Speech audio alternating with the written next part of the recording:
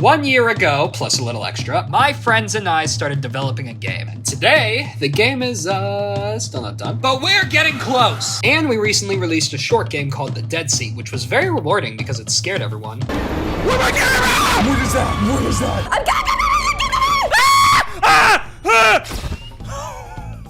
But today is about our ongoing game, Feed the Pit. So let's look at our entire progress journey and the many important game dev lessons we've learned along the way. I'm Isaac. I'm Gunnar. I'm Preston. And let's make a game. March last year, I left my job as the director of Poppy Playtime because I wanted to work in a more freeing indie setting. Okay, but like, what game are we gonna make? Well, I'm way ahead of you, pal. You have been indoctrinated into a creepy society worshipping a horrifying pit in the ground named Elijah. You must track down missing people in a dangerous forest, kill them, and feed them to the pit. Cool idea, I think. We decided that to track these people, you'd find various items and look for magic clues. Hey, this hat is initialed TC, and I'm looking for Timmy Carter. So with the power of magic, I can use the hat to track Timmy. My end of the project began with putting together a paper prototype, which is basically a paper version of the game to see if it's any fun. Spoiler, it was! With a rough concept to work off, I got to work on the fundamentals, at least to the best of my ability since I was new to a 3D environment. I made a player that was able to move and look around. The player spawned in this infinitely generated forest, using flat grass plains and randomly spawning trees, rocks, and items. Saying it like that, it may seem like it was a robust system.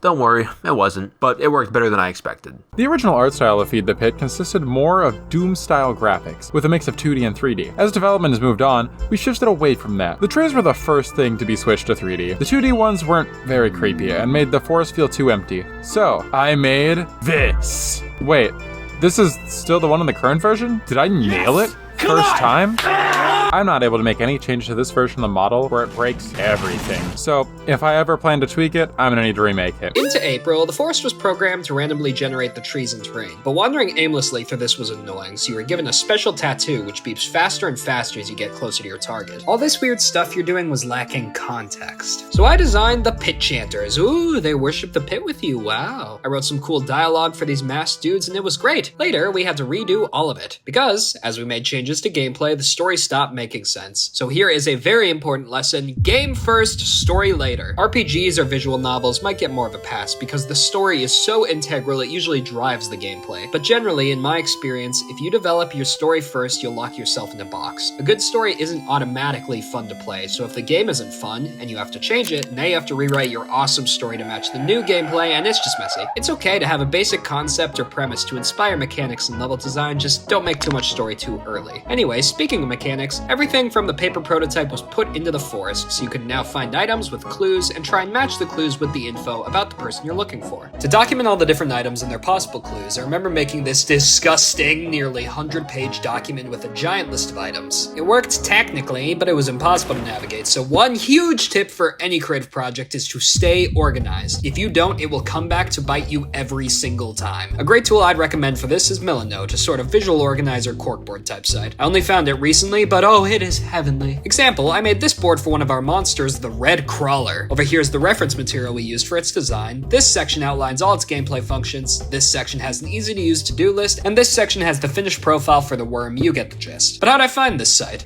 I think you already know, but listen up because this will help you. This video is sponsored by Milanote, and I wish we found this tool earlier in development instead of just filling up Discord channels and Google Docs with this mess. Milanote is the ultimate tool for organizing your creative projects. An online canvas designed to help you plan, brainstorm, and collaborate on ideas. Any idea, not just games. Milanote has over 100 unique templates for all types of creative work, and you can invite your friends or teammates in, and everyone can make edits and give crucial feedback in real time. Let's say Gunnar wrote this bit of gameplay and I'm not a fan. Well, I leave a comment saying, I don't like this, Preston replies, me neither. We open the draw tool and scribble it out, then replace it all with a trash can. Easy. And yeah, you can draw stuff right into Milanote or even pull from Milanote's giant image library, making concepting easy. Look, I drew the worm, see? Here's the homepage I made for our whole game, separate into 4 key segments: concept, characters, monsters, and design. We're still getting this all filled out, but thanks to the intuitive drag and drop design, it's taking almost no time at all. Wait, what's that over there? Whoa, it's the awful 100-page document from earlier made not horrible now. Easy pictures of each item, not just a block of text, and it's all collapsible so you can only see the information you want to see. Whoa. These items actually aren't in the game anymore, but this board is for the example. I turned this into this, and I think that's pretty cool. And you know what? You, quit mucking around. Milanote is available for free with no time limit, so sign up for a free Milanote account using the link in the description. Supporting them supports us, and your project will turn out better. Thanks, Milanote. Here we have these big pile of items. These items would be used to link up to where the body is and help the player actually locate them. But more importantly this month, we added this, the Red Crawler, our very first monster. Oh yeah, now it's turning into a horror game. That's right, these woods are supposed to be filled to the brim with cryptid-like monsters. These monsters will keep the player on their toes while they investigate the location of the body. The Red Crawler would appear late into the night and slowly move towards the player's location, creating a huge trail of its body and making an eerie crying sound. The month of June brought about the first rendition of The Pit, Elijah, and with the arrival of Elijah, an economy was born. Items that were not connected to the target could be sold at the gift shop, and with your money you could buy various items to help you complete your mission more efficiently. The worm alone wasn't enough, so we also added the tree spider to the forest. As we all know and love, the tree spider would sit patiently, waiting for something to walk under it or walk into one of its webs. And to spice up the forest, grass tufts were added. They improved the forest appearance, even though they needed a lot of work. July marks where we began to see some of the cracks in the game. When we playtested the game, we felt it was okay. We were hoping a lot of the problems would just get naturally fixed by adding more content like we planned, but even still there was fundamental problems, one of which is the awkward use of the tattoo. The sonar-like beeping was disorienting, so we changed it. Now, the player's vision will narrow, allowing them to hone in on the next point of interest. Now at this point, we needed more enemies, and we added our most terrifying enemy yet, the Park Ranger. This isn't a joke. Going against him would genuinely scare the crap out of me. He'd pause for a moment when he saw you, then blast you in the face with a shotgun and chase you down. You would hear his footsteps just walking around you. It was shockingly creepy for such a simple enemy. As we worked on the game, more and more 3D models were being used for held items instead of 2D sprites. So, during this month we either removed or changed all of the 2D sprites. The visuals of the game still needed work, and so we did just that. The main change was the lighting. Just look at these two shots. You can see a pretty big difference. Both deer and rabbits roamed around the forest, and getting close to either of them will just make them run away. A new enemy was added, and it worked fundamentally different from the others and was very aggressive. This was the first enemy to have a more advanced AI, with it later being used to create the Spriggan's AI. Half a year of development. After 6 months of hard work and minimal testing, it was time to really show off the game. So we sent it out and oh no.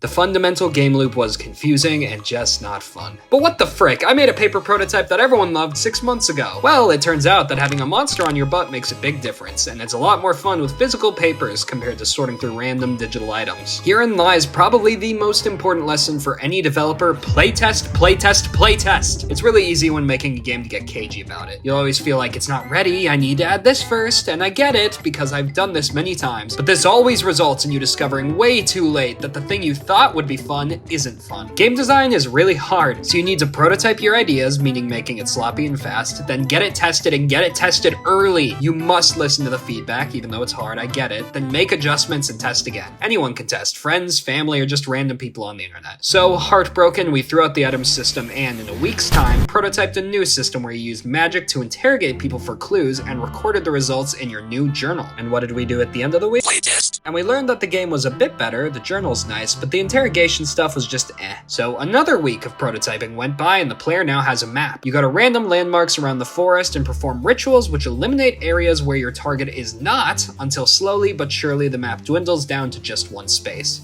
What's next? Playtest! And thank Kojima, this style of investigation finally clicked and playtesters said they actually liked it. October marks the start of my personal biggest undertaking yet, the hideout. This endeavor would take months of getting sidetracked to work on other needed assets and making new models from scratch. However, one easy addition this month was proper grass to make the forest pretty. And to that one comment I saw once, no, I didn't just take the Minecraft grass. I handmade all the grass assets. And a huge change we made this month is changing the design of our pit chanters. We ended up doing this because we felt like the faceless ones were a little too cute.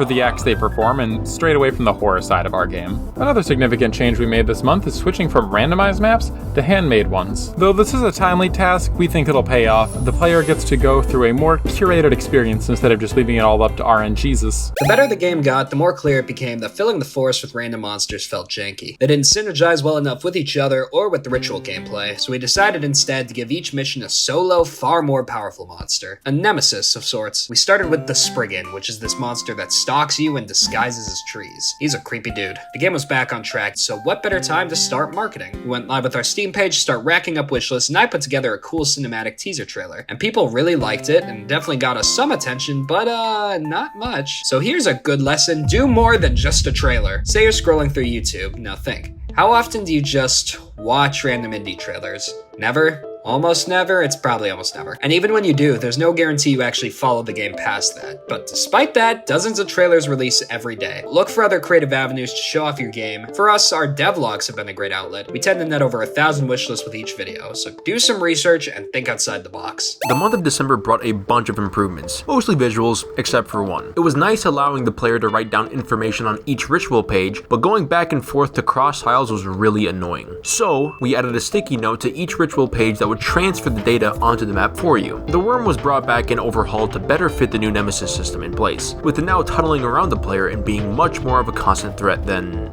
it just crawling slowly towards you. The Spriggan was also finally given a proper model. Returning from Christmas break, it felt like a good time to reassess the game's state and see if there were any other changes we could make. And yeah, playing the game back, it was pretty obvious that it wasn't fun enough. But like, I don't want to make changes, then we'd have to throw stuff away and— No! Back! Final lesson here, don't get too attached. I used to be very stubborn and believe that if someone said something wasn't fun, it's just because the game wasn't done and they'd love it by the end. And of course, when the game finally came out, that same feedback I heard before was now echoed 100 times louder. It may sound obvious, but cutting stuff is easier said than done. Yet you must! The playtester is king, and they'll let you know what's working and what isn't. You just need to be ready to change the game from there. As for our problem, luckily I've been a longtime fan of an amazing YouTube series called Jetlag, and it's just helped me to come up with a solution. The primary issue was lack of player agency, because you just went to preset spots and did preset rituals. So instead, these spots have all sorts of ingredients and you get to choose which ritual you want to do using said ingredients and where. I'll go here and do this ritual to check, are you within 3 spaces of me? No? Boom. This is the month I know everyone who tunes into our live stream have been waiting for. The most influential creature of mankind itself happened.